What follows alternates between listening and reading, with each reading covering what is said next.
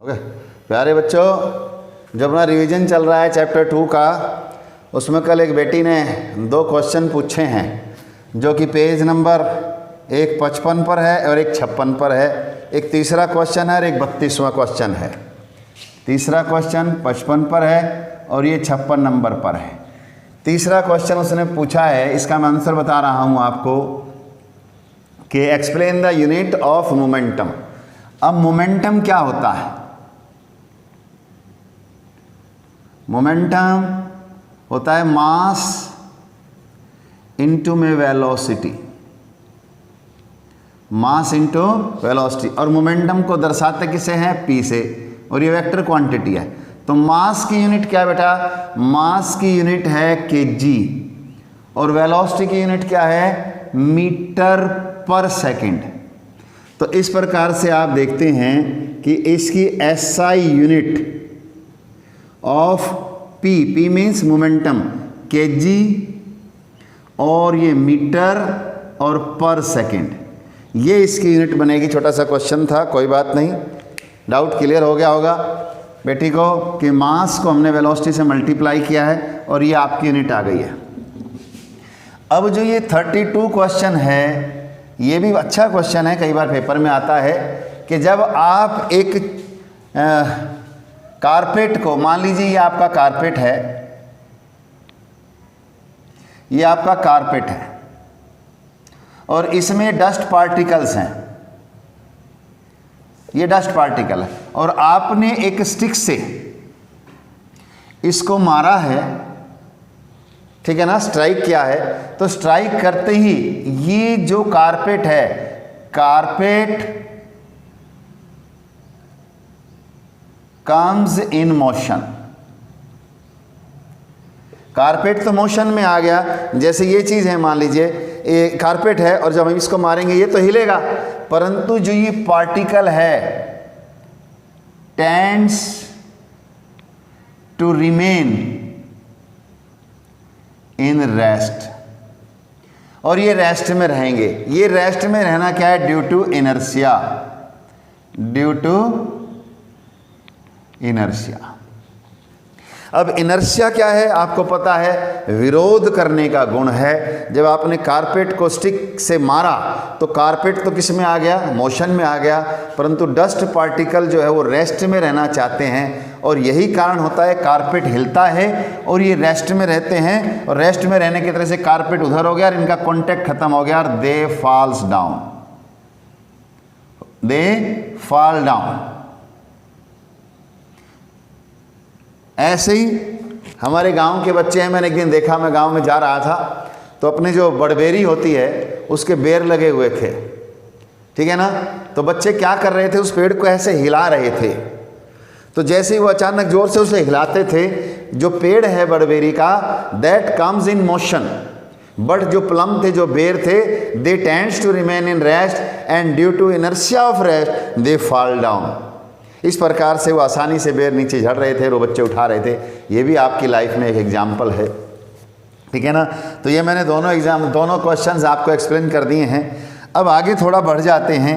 आगे अपने को पढ़ना है आज न्यूटन का सेकंड लॉ। जो रिवीजन फेज है उसमें आज हम न्यूटन का दूसरा नियम पढ़ेंगे। न्यूटन का दूसरा नियम क्या है? Second law of motion. ये क्या कहता है? Rate of change of momentum, rate of change of momentum is equal to the force applied to the force applied and the body moves in the direction of force, in the direction of force। तो यानी कि F is equal to, F is directly proportional to, कर लीजिए आप, F is directly proportional to या ऐसे कर लीजिए कि force is equal to change in momentum, change इन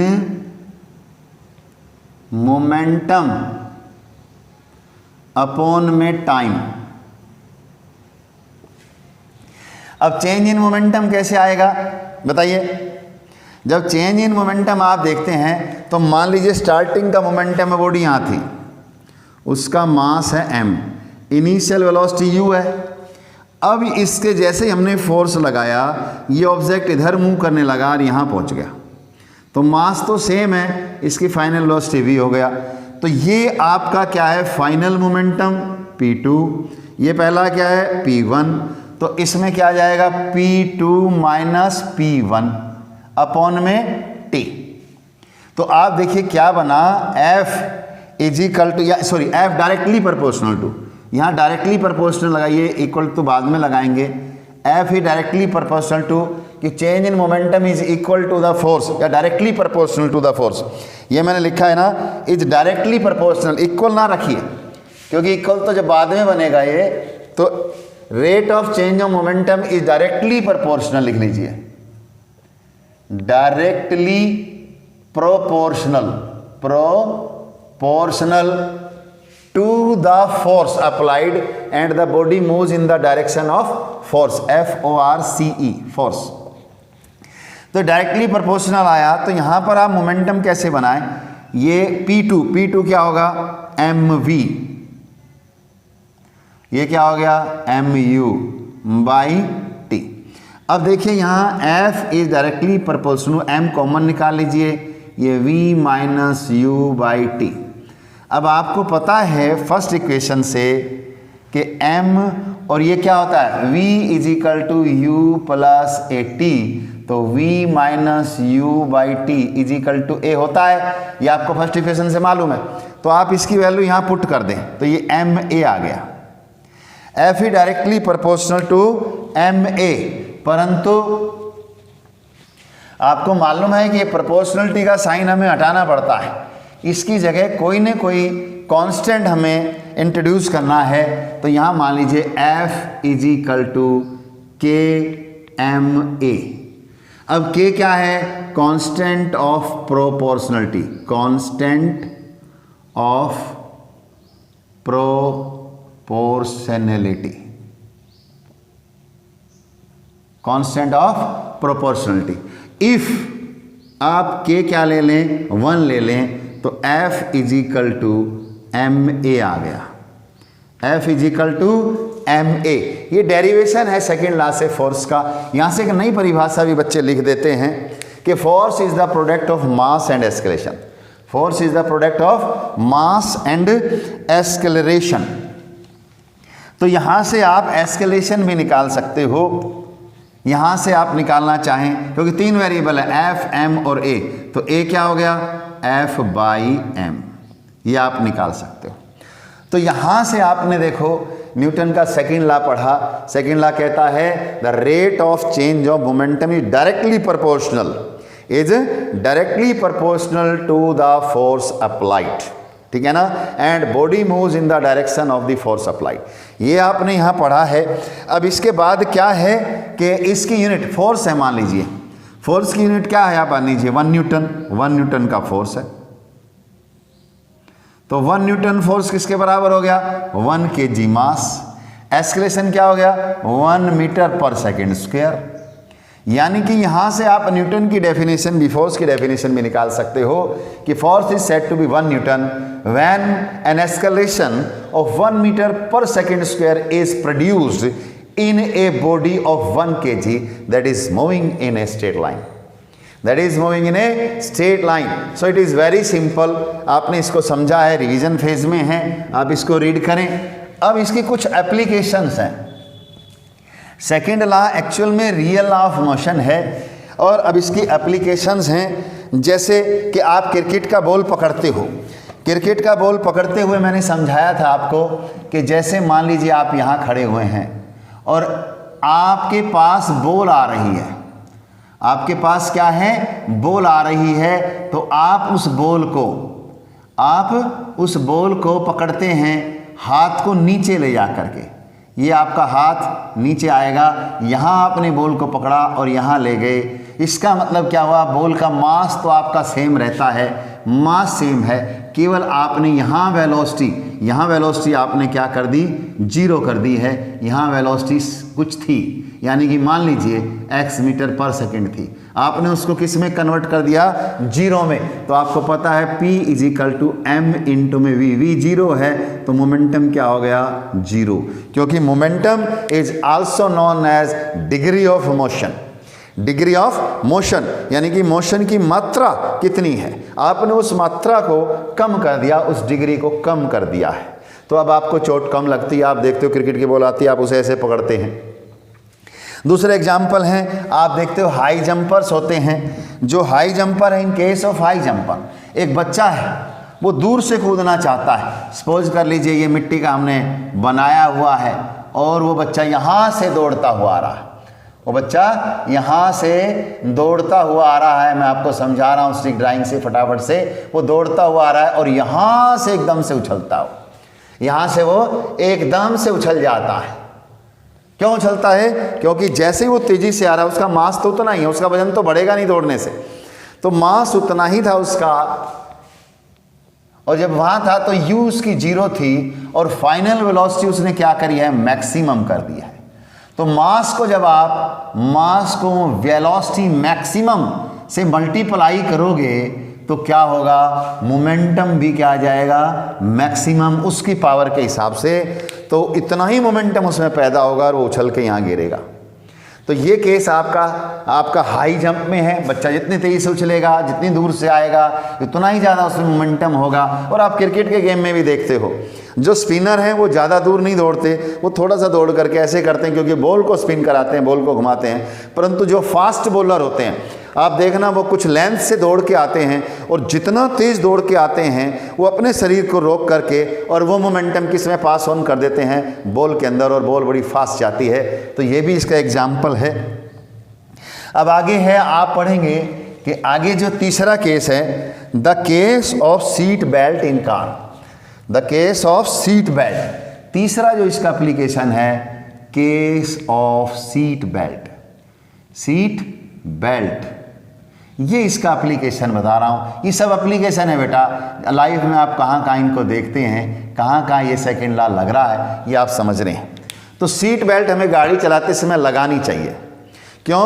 क्योंकि जब आपकी गाड़ी चल रही होती है तो जैसे ही मान लीजिए ये आपकी गाड़ी है, मैं जल्दी से बना देता हूँ थोड़ा फास्ट समझाने के लिए। ये गाड़ी है मान लीजिए आपकी, और ये गाड़ी चल रही है, ये गाड़ी आप चला रहे हो और आपके साइड में कोई बंदू बैठा हुआ है, दोनों बैठे हुए हैं, ठीक है ना। तो आप क्या देखते हो कि जब गाड़ी चल रही है तो गाड़ी का भी मास है प्लस में आपका भी मास है, ठीक है ना। गाड़ी का मास मैं कैपिटल M कर देता हूँ और ये दोनों का मास मान लीजिए m1 + m2, तो ये टोटल मास गाड़ी का हो गया और आपका हो गया। अब ये वेलोसिटी v से चल रहा है, तो जब चल रही है तो इसमें मैक्सिमम मोमेंटम है। जब ये मैक्सिमम मोमेंटम से चल रही है और अचानक अगर इसको स्टॉप करना पड़ जाए, रोकना पड़ जाए, तो देखिए इसने तो गाड़ी जो चला रहा है उसने तो गाड़ी की वेलोसिटी को 0 कर दिया है, तो गाड़ी का मोमेंटम तो 0 हो गया। परंतु गाड़ी के अंदर आप बैठे हुए थे तो you and car both are in the same momentum, दोनों सेम मोमेंटम से चल रहे थे। परंतु जैसे ही गाड़ी का मोमेंटम 0 हुआ, आपका तो नहीं हुआ क्योंकि आप गाड़ी पे बैठे हुए हैं। तो जैसे ही गाड़ी का मोमेंटम 0 होता है, आप उसी मोमेंटम से आगे जाके गिरते हैं और आपको चोट लगती है। परंतु यदि आप गाड़ी से बंध जाते हैं, यानी कि you become the part of the car, car का ये एक हिस्सा बन गए आप। ये तो नहीं होता कई बार जैसे कार के ब्रेक लगाते तो उसका इंजन बाहर जाके गिरता है, उसके पीछे की सीटें आगे जाके निकलती है, ऐसा कभी नहीं होता क्योंकि उसी के साथ उसी का हिस्सा बन जाते हैं। तो जब बेल्ट आपके बन जाती है तो you become the part of the car, car का हिस्सा है। कार रुकी, आप भी रुके, आपका मोमेंटम भी 0 हो गया और आप भी सीट पर रहते हैं। इस प्रकार से आपको कोई नुकसान नहीं होता है। तो बेटा आज मैंने आपको सेकंड लॉ और आपके बच्चे एक बेटी ने जो क्वेश्चन भेजा था वो मैंने आपको समझाया है। आप धीरे धीरे आप ऐसे ही करते रहें। और जो है अब इसमें न्यूमेरिकल्स हैं, इसमें जो न्यूमेरिकल्स आ रहे हैं F = ma पर आधारित, और F is directly proportional to mv - mu/t। इस दो ये फार्मूले बने हुए हैं, इस पर भी आ सकता है, इस पर भी आ सकता है, तो इस पर आधारित जो है कुछ न्यूमेरिकल्स हैं वो आप करें। अब आज मैं आपको होमवर्क दे रहा हूँ, इसमें आपका होमवर्क है जो न्यूमेरिकल्स आपके हैं इसमें सेकंड लास्ट से रिलेटेड जो न्यूमेरिकल हैं वो आप कर लें। 74 और 75 पेज बहुत है, इतना ही। 74 और 75 पर जो रिलेटेड क्वेश्चन है, 76 पर भी हैं, ठीक है ना, तो और 77, यानी कि 74 से 77 तक, 74 से 76 तक ये मैं आपको होमवर्क दे रहा हूँ पेज। इसके क्वेश्चंस आप करें, ठीक है ना। सेकेंड लास्ट से हैं, कुछ फर्स्ट लास्ट से हैं, जैसे भी क्वेश्चन हैं, थ्योरेटिकल भी हैं, न्यूमेरिकल भी हैं, एक एक क्वेश्चन को आप फिल्टर कर दें और नहीं आए आप मुझे तुरंत भेजें, मैं आपको कराऊंगा कि रिवीजन फेज चल रहा है, हम चाहते हैं कि पूरा लेसन एकदम से फिल्टर हो जाए। तो बेटा आज इतना ही करिए, इतना ही आपका होमवर्क है।